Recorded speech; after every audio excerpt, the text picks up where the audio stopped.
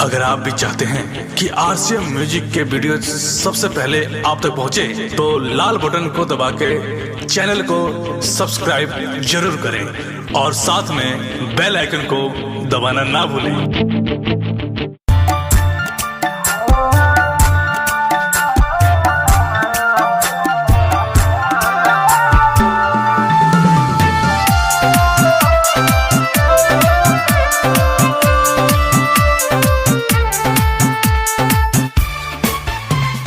Music by Parvesh Yadav.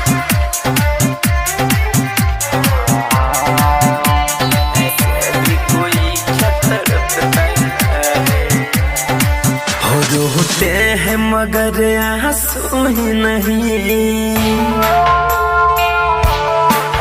रोते हैं मगर आंसू ही नहीं, हंसने से दिल अब डरता है। अब तू ही बता ऐ मेरे खुदा, ऐसे भी कोई क्या तड़पता है। हो अब तू ही बता ऐ मेरे खुदा, ऐसे भी कोई क्या तड़पता है। अब तू ही बता ऐ मेरे खुदा। सावन रिकॉर्डिंग स्टूडियो लाल दिखते ऐसे भी कोई क्या डीजे विकास रीगा सीतामढ़ी। तड़पता है।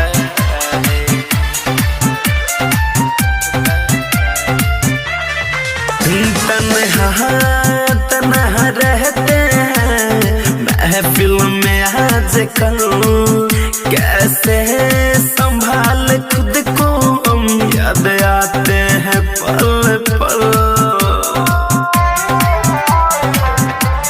हो तन्हा रहते हैं महफिल में आजकल, कैसे संभाल खुद को हम, याद आते हैं पल पल।